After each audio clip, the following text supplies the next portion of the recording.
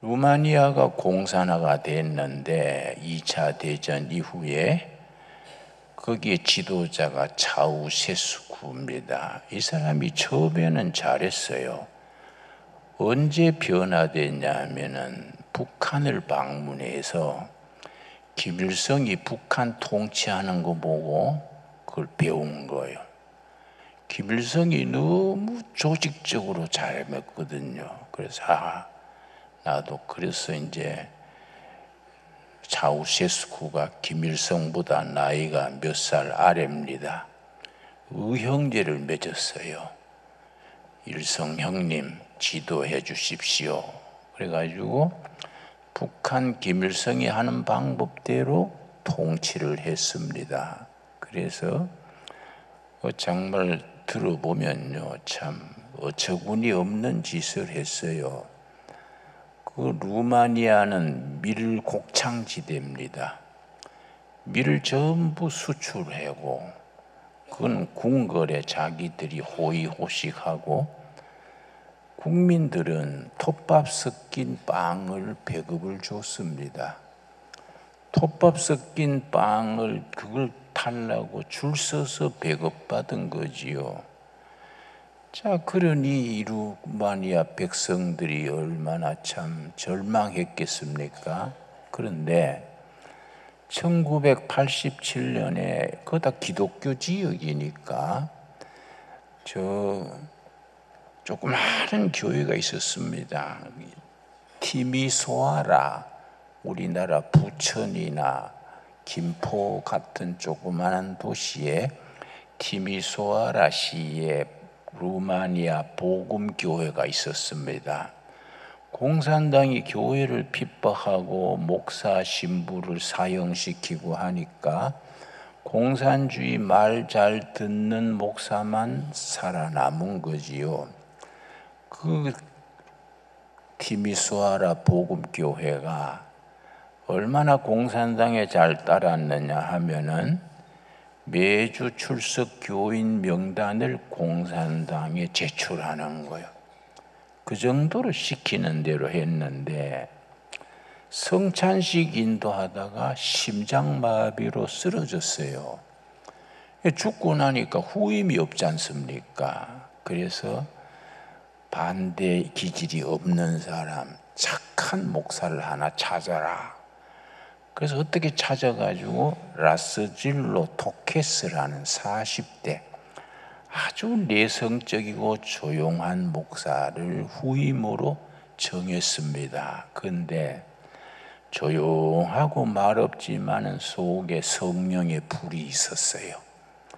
1987년 부임을 하는데 부임 설교가 뭐냐 하면은 여러분 내일부터 밤마다 7시에 교회에 모여서 루마니아의 민주화, 루마니아 백성의 해방을 위해 기도합시다.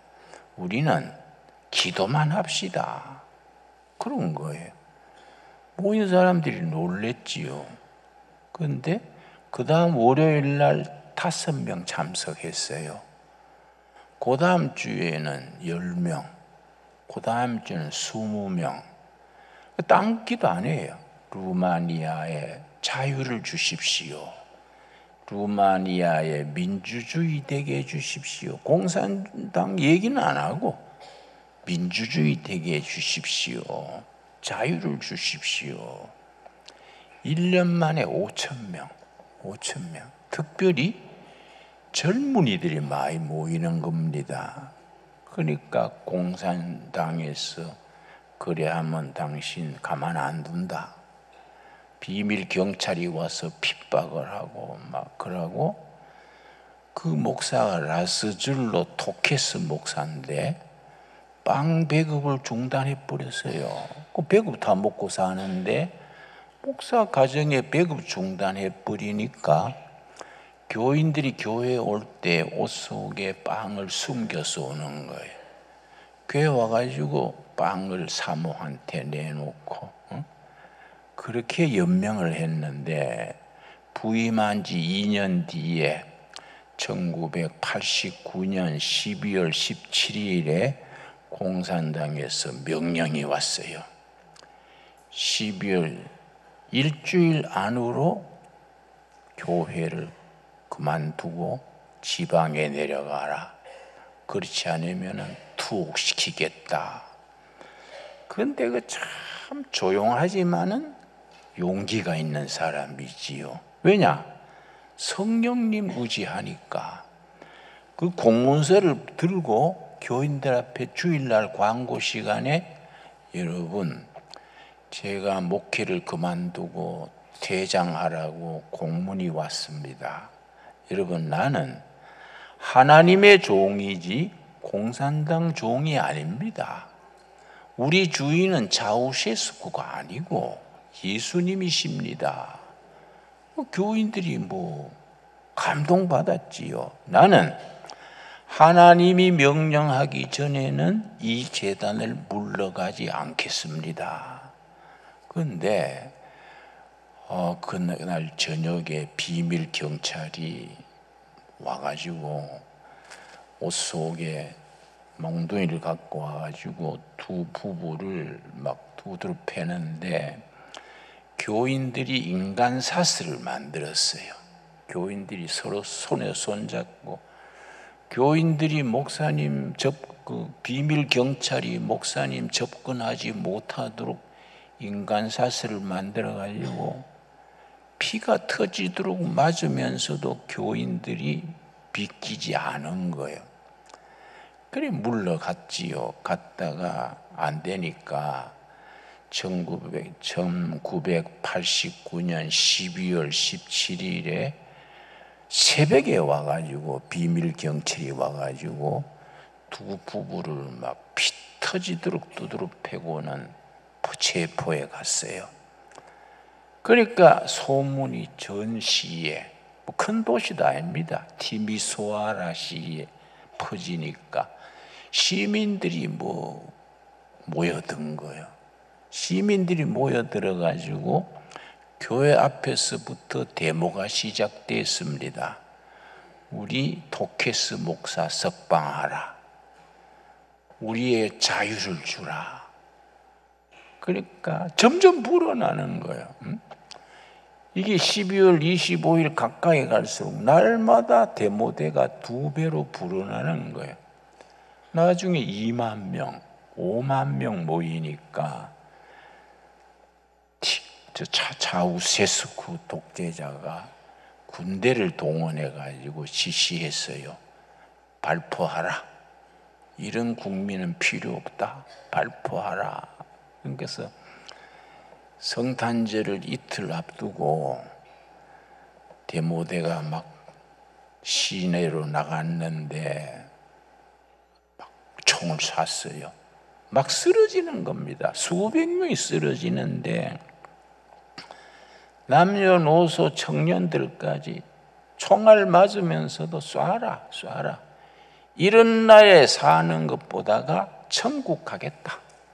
그러고 막 쓰러지는데 막 밀려오니까 문제가 생긴 거지요. 그런데 12월 25일 성탄절에 국방부 장관이 와가지고 그 총 쏘는 군인들 앞에서 병사 여러분, 이 백성들은 차우세스쿠의 백성이 아닙니다.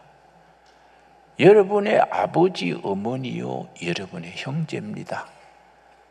앞으로 국민에게 총 쏘는 사람은 우리 직결 처분하겠습니다. 국방부 장관이 그러니까 군인들이 힘을 얻었어요. 군대가 2패로 갈라져 가지고 국방부 장관 말을 듣고 군인이 돌아섰어요. 돌아서 가지고 사살해라, 총 쏘라는 사람들 쏜 거예요. 그러니까 이 데모가 역전된 거지요.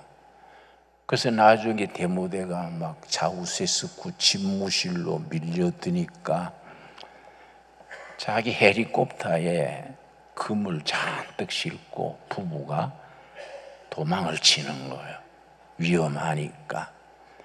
금을 잔뜩 싣고 도망을 가는데 이 헬리콥터 운전수가 내가 이거 뭐 독재자 이거 뭐 금실어 나르고 하는데 이거 할 거 있냐?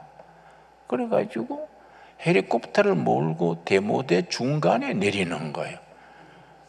난 자네 왜 그러냐 하니까 헬리콥터 고장인가 봐요. 그러고 가운데 내려가지고 대모대들한테 여러분 차우세스쿠 부부가 여기에 타고 있습니다. 금 잔뜩 싣고 있습니다. 그러니까 뭐 백성들이 부부를 끌어내 가지고 발로 차고 뭐 얼마나 화풀이 하겠습니까? 그날 저녁에 임시 재판이 열려 가지고 그날 저녁에 부부가 총살됐어요. 1989년 12월 25일 성탄절 때. 그리고 공산주의가 무너지고 민주주의로 된 겁니다. 그러니까 그래서 역사라는 것은 하나님의 장중에 있어요. 합심 기도는 힘이 있습니다. 합심 기도. 합심 기도를 이게 하늘에 상달돼 가지고 하나님의 합심 기도를 들으시고 때가 되면은 땅 위에 역사합니다. 오늘 본문 말씀 요한계시록 6장 16절 17절 말씀 오늘 본문입니다. 그 앞에 보면은 하늘에 보좌가 있는데 요한계시록에는 보좌가 둘입니다. 땅 위의 보좌, 하늘 위의 보좌. 땅 위의 보좌는 로마 황제가 앉는 보좌인데 교회를 핍박하고 성도들을 순교케 하고 그런 보좌예요. 하늘 위의 보좌는 하나님의 보좌예요. 근데 하나님의 보좌 오른손에 두루마리가 있어. 그 두루마리에 7 도장이 찍혔어요. 7인이 찍혔더라. 그런데 7인 도장을 열어야 두루마리에 적힌 내용을 읽어보겠는데 그 열 사람이 없어요. 그래서 이 요한계시록을 쓴 장로 요한이 너무 그게 보고 싶어서 막 울면서 저 인을 누가 열어줄까? 그랬더니 하나님 보호자 앞에 있는 장로가 장로 요한에게 죽었다가 살아나신 분 어린 양 예수 그가 열 수 있다. 예수님이 그 두루마리를 받아가지고 도장이 몇 개라고요? 7개. 하나하나 열 때마다 역사가 일어나는 겁니다. 이 세상 못된 권력자들, 교회를 핍박하는 자들을 심판하는 역사가 일어나는데 5번째 인을 열었는데 자 6장 9절 말씀 6장 9절 5째 인을 떼실 때에 내가 보니 하나님의 말씀과 그들이 가진 증거로 말미암아 죽임을 당한 영혼들이 제단 아래에 있어 하늘 보좌 아래에 순교당한 사람, 복음을 위해서 목숨 잃은 사람들이 천국 보좌 앞에서 하나님께 청원을 하는 거예요. 하나님한테 뭐라고 소원을 빌었냐 하면은 10절이죠. 10절. 요한계시록 6장 10절. 여러분, 요한계시록을 어렵다고 생각하는 거는 잘못 생각하는 거예요. 잘 그 시대에 따져서 읽으면 재미있고 또 깊이 있고 아주 유익한 책이지요. 10절. 큰 소리로 불러 이르되 거룩하고 참되신 대주제요 땅에 거하는 자들을 심판하여 우리 피를 갚아 주시지 아니하시기를 어느 때까지 하시려 하나이까. 순교당한 성도들이 하나님께 청원하는 겁니다. 하나님, 우리를 순교케 하고 사자밥이 되게 하고 재산을 뺏고 한 자들은 잘 먹고 잘 살고 자식 때까지 흥청망청 잘 사는데 우리 한을 언제 풀어주실랍니까? 우리 복수를 언제 해주실랍니까? 그랬더니 아주 기막히게 대답하십니다. 11절이죠. 11절 말씀. 자, 요한계시록 6장 11절 각각 그들에게 흰 두루마기를 주시며, 흰옷은 천국의 유니폼이 흰옷이고 두루마기는 승리한 사람들이 입는 옷이요. 흰 두루마기를 주시며 이르시되 아직 잠시 동안 쉬되 그들의 동무종들과 형제들도 자기처럼 죽임을 당하여 그 수가 차기까지 하라. 왜냐? 하나님의 진노의 역사, 심판의 역사가 일어나려면은 순교자들의 티오가 있어. 순교자들이 10,000명이면 10,000명, 20,000명이면 20,000명 수가 차야 하나님의 진노의 역사가, 심판의 역사가 일어나는데, 너희 후배들이 몸물에 껴가지고 편하게 예수 믿고 지 먹고 사는 것만 걱정하고 지 복 받는 것만 생각하고 순교를 안 한다. 복음을 위해서 살지를 않는다. 그러니까 티오가 안 차는 거예요. 그 수가 찰 때까지 기다려라. 심각한 말씀이지요. 그러니까 차우세스쿠 그 루마니아 얘기가 그 얘기지요. 정말 기도로 순교하고 합심 기도하고 그 하늘에 올라가는 그 타이밍이 있어. 그 숫자가 차야 돼. 그런데 우리가 지금 북한 동포들을 위해서 해방 기도를 하는데, 우리가 하나님이 우리 기도와 우리의 헌신을 보시고 북한 동포를 해방할 만큼 숫자가 차야 되는데 우리가 그러지를 못하잖아요. 그랬더니 여섯째 도장을 딱 뗐을 때 진노의 날이 임하는 거예요. 진노의 여섯째 도장 뗄 때에 티오가 찬 거예요. 이제 그래서 12절 말씀, 6장 12절 내가 보니 여섯째 인을 떼실 때에 큰 지진이 나며 해가 검은 털로 짠 상복같이 검어지고 달은 온통 피같이 되며, 진노의 역사가 임하는데, 그랬더니 16절 17절이 클라이막스예요. 때가 되니까 하나님의 그런 못된 자들, 교회를 핍박하고 성도들을 괴롭히고 그런 사람들에게 임하는 그날이 진노의 날이에요. 진노의 날. 자, 16절 산들과 바위에게 말하되 우리 위에 떨어져 보호자에 앉으신 이의 얼굴에서와 그 어린 양의 진노에서 우리를 가리라. 교회를 핍박하고 못된 짓하고 독재를 하고 차우세스국 같은 그런 김정은이 같은 그런 친구들이 진노의 날 여섯째 도장을 딱 떼니까 거기에 진노가 임한 거야. 그러니까 막 겁을 먹고 바위 밑에 숨어가지고 우리를 보호해주라, 우리를 가리워주라. 그런데 17절 우리 같이 읽겠습니다. 그들의 진노의 큰 날이 이르렀으니 누가 능히 서리요 하더라.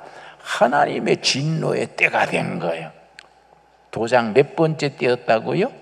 6번째. 그러니까 이제 7장, 8장에 들어가면 일곱째 인을 떼기 전에 또 이제 7장이 나오는데 뭐이냐?